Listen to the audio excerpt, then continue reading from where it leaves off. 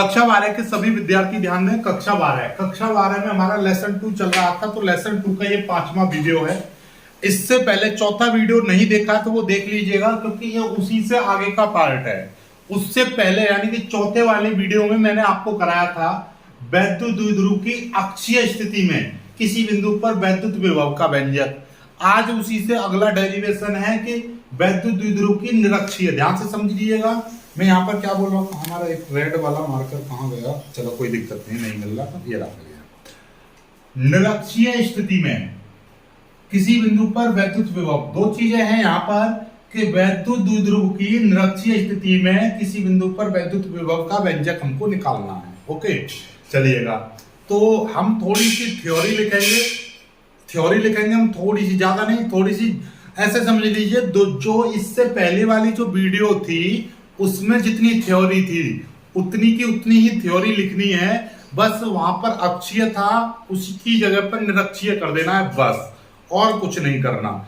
कल वाली थ्योरी में, इससे पहली वाली वीडियो देख लीजिएगा, मैं आपको बता दे रहा हूं, डिस्प्ले पर आपकी थ्योरी आ जाएगी। क्या है देखिएगा, मैं आपको चित्र भी बनाता रह रहा हूं ताकि आपको समझ में आ जाए। माना हमारे पास एक वैद्युत द्विध्रुव AB है, जो -q कूलाम तथा +q कूलाम आवेशों से मिलकर बना है, जिनके बीच की दूरी, इन दोनों आवेशों के बीच की दूरी 12 मीटर है। इनके बीच की दूरी 12 मीटर है। माना यह वैद्युत द्विध्रुव एक ऐसे माध्यम में रखा है जिसका परावैद्युतांक K है। यानी कि ये ऐसे माध्यम में रखा है, मान लो कि यहाँ पर कांच हो, मोम हो, अब्रक हो, यानी कोई भी परावैद्युत पदार्थ है, ठीक है, ऐसे माध्यम में रखा हुआ है। वैद्युत द्विध्रुव के मध्य बिंदु O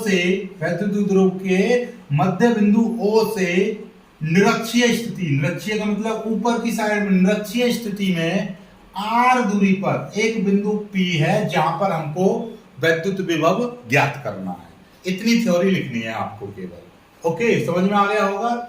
एक बार फिर से रिपीट करा दे रहा हूं। माना हमारे पास एक वैद्युत द्विध्रुव AB है जो -q तथा +q आवेशों से मिलकर बना है, जिनके बीच की दूरी 12 है। वैद्युत द्विध्रुव के मध्य बिंदु O, और हाँ, यह वैद्युत द्विध्रुव एक ऐसे माध्यम में रखा है जिसका परावैद्युतांक K है।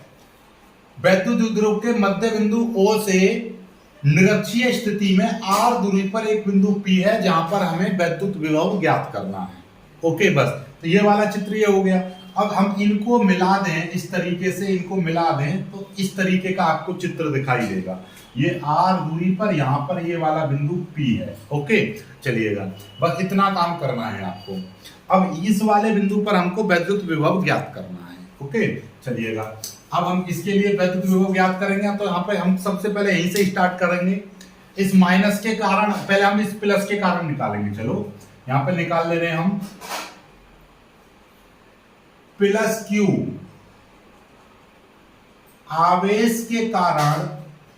आवेश के कारण बिंदु P पर वैद्युत विभव, ये मैंने V1 मान लिया। मैंने आपको इससे पहले वाले वीडियो में भी आपको बताया था, उसे फिर बता रहा हूं। यदि कोई आवेश यहां पर रखा हुआ है और उससे मेरे को R दूरी पर कोई बिंदु P है और वहां पर मेरे को वैद्युत विभव चाहिए, तो फॉर्मूला होता है 1/4πε0 Q/R, ये होता है फॉर्मूला। ठीक उसी प्रकार से ये +q कूलम आवेश इस बिंदु B पर स्थित है, तो ये V1 बराबर हो क्या जाएगा 1/4πε0 K क्यों आया है? क्योंकि ये एक ऐसे माध्यम में रखा है जहां का परावैद्युतांक K है। थ्योरी में भी लिखवाई थी एक लाइन, इसलिए ये K आया। निर्वात अथवा वायु के लिए K का मान 1 होता है, तो ये चीज आएगी। ठीक है, इस चीज को याद रखिएगा।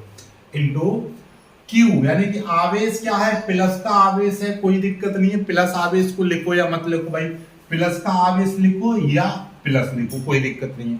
लेकिन जब माइनस का होगा तो माइनस जरूर लिखना होगा, क्योंकि विभव धनात्मक आवेश का विभव धनात्मक होता है और ऋणात्मक आवेश का विभव ऋणात्मक होता है। ये चीज हमने पहले ही आपको बताई है। ओके, चलिएगा।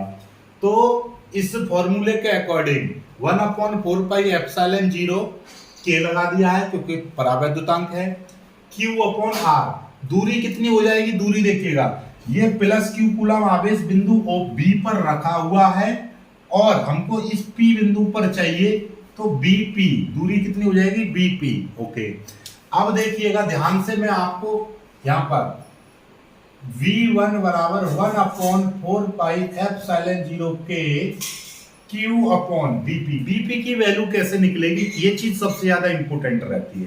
तो यहां पर मैं आपको साइड में, आप पेज के साइड में या इधर जहां पर भी आपको टाइम जगह मिले वहां पर आप निकाल लीजिएगा। साइड में मैं आपको बता दे रहा हूं, यहाँ पे लिख दीजिएगा, चूंकि आप ऐसे करिएगा, यहाँ पे लिखिए त्रिभुज, एक त्रिभुज ले रहा हूं OBP से त्रिभुज OBP को देखिएगा, इस तरह का त्रिभुज दिखाई देगा आप, ये यहां पर B है बिंदु, ये वाला P है और यहां पर है O। यहां से यहां तक की दूरी है ये R है और यहां से यहां तक की दूरी ये L है। अब हमको क्या चाहिए, कर्ण, ये कर्ण दिखाई दे रहा है, तो फॉर्मूला क्या होता है, कर्ण का स्क्वायर बराबर आधार का स्क्वायर प्लस लंब का स्क्वायर, यही होता है ना फॉर्मूला, कर्ण का स्क्वायर बराबर आधार का स्क्वायर प्लस लंब का स्क्वायर। ठीक है, तो कर्ण यानी कि BP, यहां पे लिखेंगे हम BP का स्क्वायर बराबर आधार क्या है, OB का स्क्वायर प्लस OP का स्क्वायर। इस तरह का फॉर्मूला बन गया क्या, कर्ण का स्क्वायर यानी ये कर्ण BP का स्क्वायर, आधार का स्क्वायर प्लस ये, तो BP बराबर क्या हो जाएगा, ये अंडर रूट में, इधर अंडर रूट स्क्वायर है तो इधर अंडर रूट हो जाएगा, OB की वैल्यू L है, L का स्क्वायर हो जाएगा प्लस O से P तक की दूरी R है तो ये R का स्क्वायर हो जाएगा। बात समझ में आ गई होगी आपको कि ये वाली जो दूरी है ये कितनी हो जाएगी, L square plus R square हो जाएगी। ठीक है, ठीक उसी प्रकार से, इसी प्रकार यहां पे लिख देंगे, इसी प्रकार ये वाली दूरी, जब ये वाली सेम है तो इस वाली त्रिभुज में भी लगा देंगे हम AP का स्क्वायर, इसी तरीके से निकाल देंगे। तो इसी प्रकार में डायरेक्टली लिख दे रहा हूं, AP की जो वैल्यू है वो भी आपकी कितनी हो जाएगी, L square plus R square. बात समझ में आ गई, ये वाली दूरी भी आपकी अंडर रूट में L square plus R square हो जाएगी। बात समझ में आ रही है ना, आ रही है, क्योंकि ये वाला भी तो एक त्रिभुज बन रहा है, देखिएगा इस तरह से बनेगा, ये यहाँ पर A है, यहाँ पर O है, यहाँ पर P है, ये वाली दूरी L है, ये वाली R है, तो ये वाला कर्ण में तो वही आ गया, आधार जो भी L है, लंब यदि R है, यही आधार L है, लंब R है, तो बात वही आ जाएगी। इसलिए तो ये दोनों समझ में आ गई दूरियां, ठीक है, इनका यूज है इसलिए मैंने ये यहाँ पे लिख दी है। चलिएगा, तो इस BP की जो दूरी है, BP की दूरी कितनी आ गई, अंडर रूट में L square plus R square. इस चीज को याद रखिएगा, इतना निकल कर आ गया ये, ठीक है, V1 का जो मान है वो इतना निकल कर आ गया। ओके, ये V1 का मान निकला है। इस आवेश के कारण यहाँ पर वैद्युत विभव, वो मैं V1 माना था, वो वाला निकला है। क्योंकि यहाँ पर एक और आवेश रखा हुआ है, इस आवेश के कारण भी यहाँ पर विभव निकलेगा, तो यहाँ पे लिखूंगा अब मैं -Q आवेश के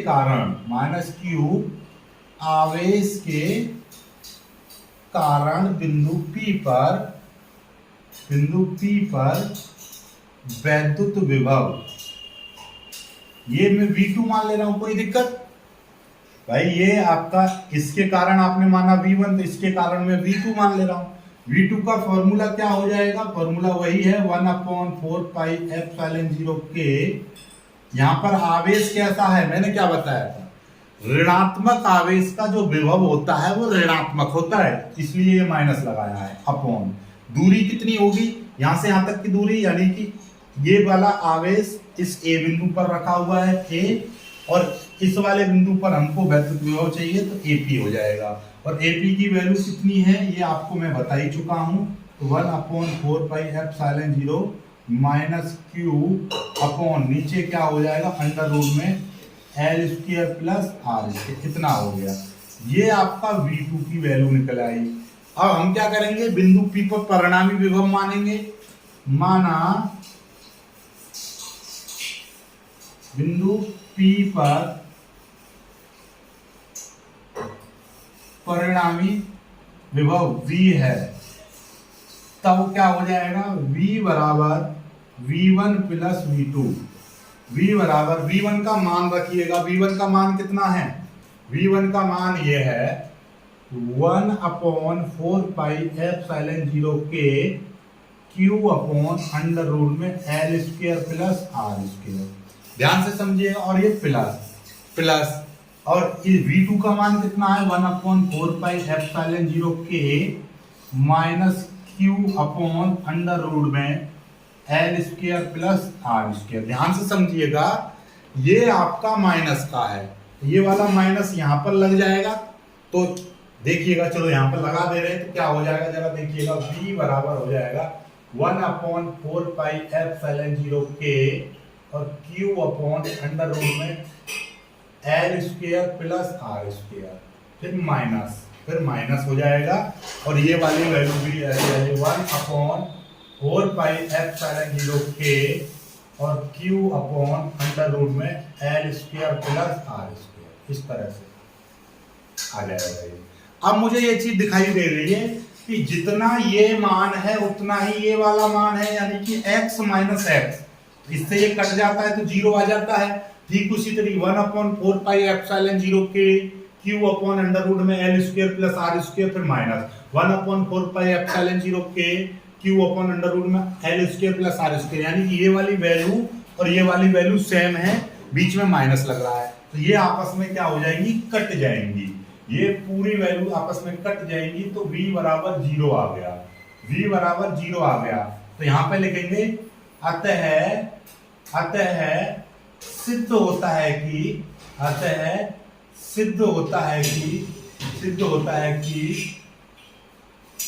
वैद्युत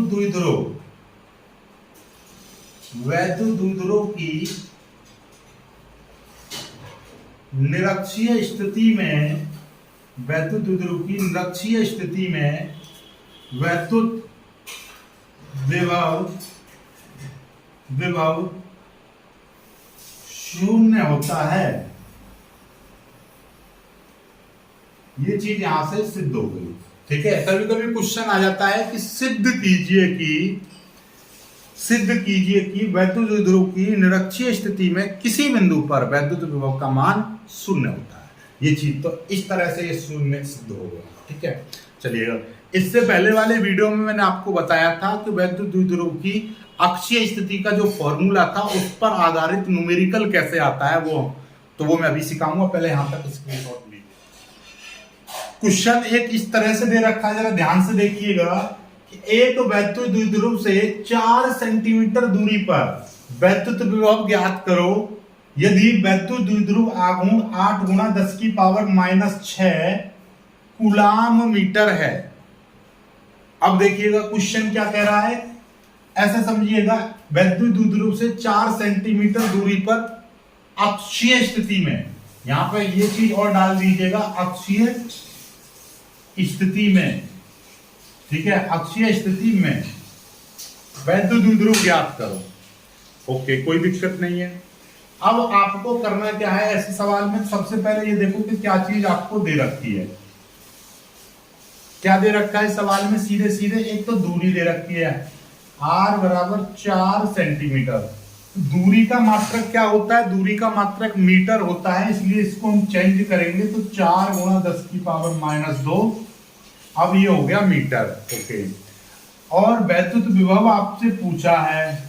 एक चीज और आपको दे रखी है, क्या दे रखी है, एक ये वैद्युत द्विध्रुव आघूर्ण यानी कि P बराबर दे रखा है 8 × 10⁻6 सेंटीमीटर, मत समझना ये कूलाम मीटर है। ठीक है, दो चीजें आपको दे रखी है, एक तो दूरी दे रखी है, एक ये दे रखा है। V आपसे पूछा है, फॉर्मूला क्या होता है अक्षीय स्थिति का, 1/4πε0 P upon R square. Formula क्या है, V बराबर 1/4πε0 P upon R square. Okay, तो V बराबर 1/4πε0 की वैल्यू होती है 9 गुणा 10 की पावर 9। P का मान आपको दे रखा है, P का मान 8 गुणा 10 की पावर -6। R का मान कितना दे रखा है, 4 गुणा 10 की पावर -2। इसका कर देंगे हम स्क्वायर, इसका क्या कर दिया हमने, स्क्वायर। तो क्या हो जाएगा जरा देखिएगा, 9 की मल्टीप्लाई करेंगे, 9 8 72, 9 8 क्या हो जाएगा, 72 हो जाएगा।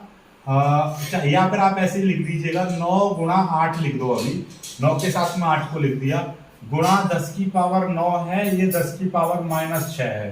4 का स्क्वायर करेंगे हो जाएगा 16, फिर गुणा, और 10 की पावर -2 का स्क्वायर करेंगे। देखिए 10 की पावर कोई भी संख्या है इसके अंदर, उसका आपको स्क्वायर करना है, तो 10 की पावर -n × 2, जो भी चीज यहाँ पर होगी वो आपस में मल्टीप्लाई हो जाती है, बात खत्म।